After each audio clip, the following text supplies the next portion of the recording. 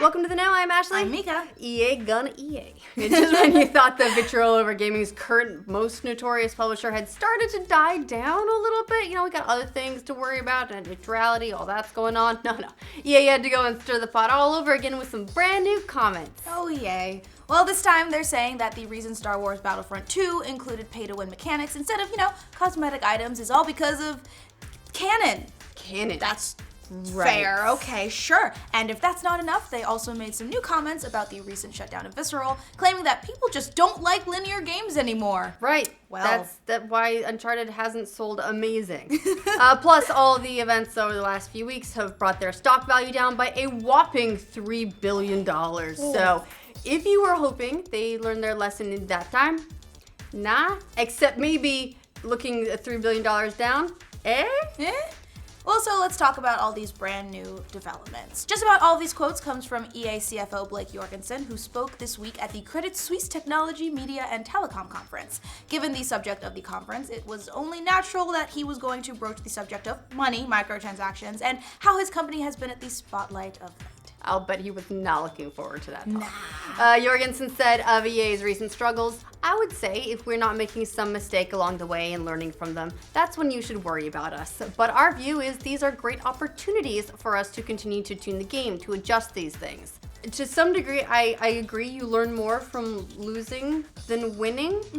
But I don't think that's the goal. No. He went on to say we pulled off on the MTX, microtransactions, because the real issue the customer had was they felt it was a pay-to-win mechanic. The reality is there are different types of players in games. Some people have more time than money, and some people have more money than time. You want to always balance between those two. All right, so what you want to do is give the people the ability to buy if they don't have the time. That seems to be the trade-off. Okay, so that gives us a tiny bit more insight into EA's mindset, at least when they get rid of Battlefront 2 microtransactions, exactly what was happening in their head. Now that happened a few weeks ago following tons of backlash on the internet leading up to the game's release. But maybe a better question might be, why did they go with these allegedly pay-to-win mechanics in the first place? Well, you know what? Jorgensen has an answer for that too. Because some people don't got time to play. No. He said, the one thing we're very focused on, and they're extremely focused on, is not violating the canon of Star Wars. It's an amazing brand that's been built over many, many years. So if you did a bunch of cosmetic things, you might start to violate the canon. Darth Vader in white probably doesn't make sense versus in black. Not to mention you probably don't want Darth Vader in pink. No offense to pink, but I don't think that's right in the canon. Actually, I think we do want Darth Vader. I want Darth Vader in pink. I want Darth Vader in a glitter cape. I don't know about you. Also very glad to see that they kept with the canon, and that's why we've got like Yoda fighting Rey and so on. Ooh, gotcha there, Jorgensen. Following that, he explained that the thing Star Wars fans want most is realism.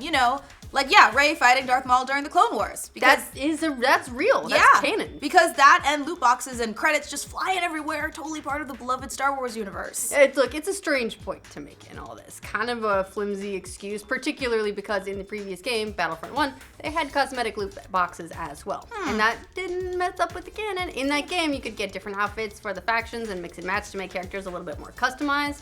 It was, it worked. Yeah, but hey, you know what? The microtransactions, they aren't going anywhere. They're not. Just because they're pissing off everyone doesn't mean they don't make money. Just ask EA how much they're making off FIFA's Ultimate Team mode. And Jorgensen reiterated that microtransactions will return to Battlefront 2. He said, we're not giving up on the notion of microtransactions. We're learning and listening to the community in terms of how best to roll that out in the future. And there's more to come as we learn more. But I would say we're certainly not changing our strategy.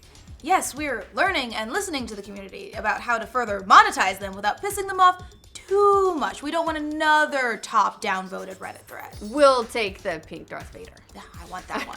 Of course, it's not too different than anything they've said already. Look, back when EA and DICE announced that they were removing microtransactions from Battlefront 2, they emphasized that it would be only temporary. As DICE GM Oscar Gabrielson put it at the time, the ability to purchase crystals in-game will become available at a later date, only after we've made changes to the game.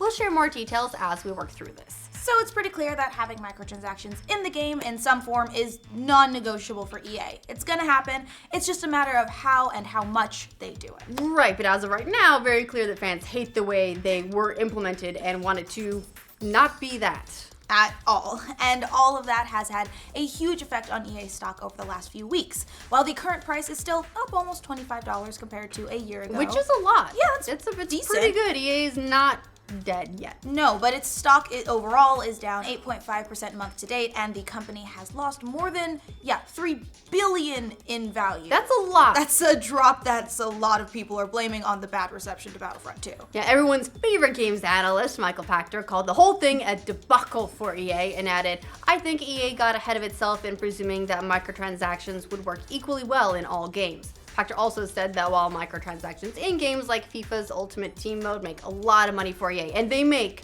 a lot of money, they're not a factor in a lot of the game's modes, meaning that you can play a lot of the game and never have to deal with microtransactions. The pack attack added in FIFA, the single-player game, allows access to all players, and only the Ultimate Team multiplayer mode requires card collection.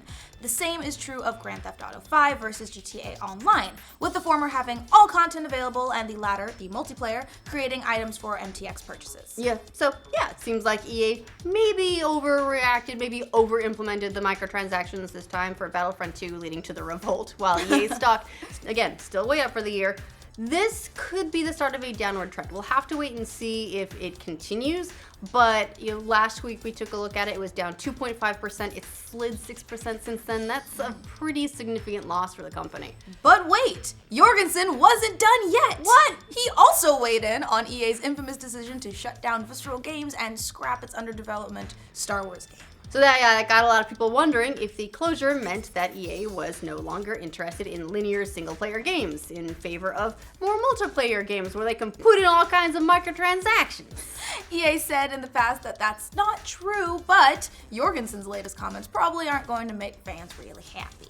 Because according to him, linear games aren't as popular as they used to be. He said that Visceral was trying to build a game that really pushed gameplay to the next level, but as we kept reviewing the game, it continued to look like a much more linear game, which people don't like as much today as they did 5 years ago or 10 years ago.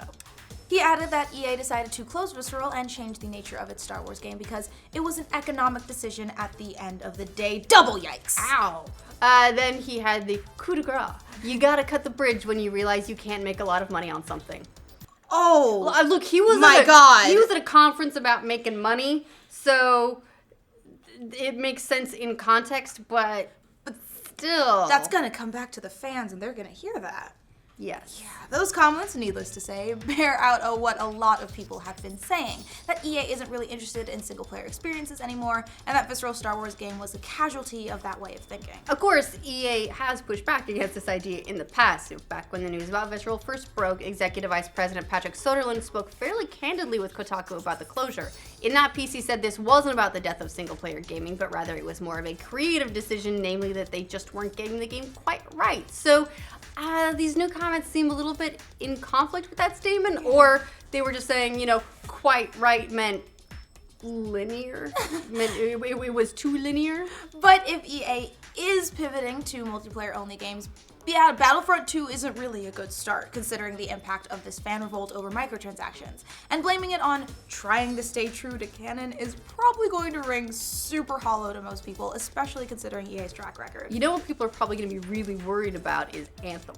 It's the one that BioWare's working on. They sacrifice Mass Effect to the gods in order to have their core teams working on Anthem, and it sounds like it's gonna be more of this line of EA thinking. Just a loot box party. Yeah, what do you guys think of EA's latest comments about Battlefront 2 and their microtransactions? Let us know in the comments. And for all of your Battlefront 2 and EA news, be sure to like this video, and if you're new around here, please subscribe to the know. Quick side note, or I guess post note since the video's done. We published our holiday gift guide. There's a lot of it still to come, more ideas that we're putting in there, but we've got ideas for books and music and Blu-rays and wearable stuff, gifts for other people or for yourself. There's this crazy, ridiculous, it's a 4 LP Skyrim soundtrack. Even the vinyls are beautiful. I didn't know they could make pretty vinyls, but they've got some really cool ones. There's a Fallout 3 one too, it's amazing. Ooh. Anyway, considering how good this Skyrim soundtrack already is, it's awesome.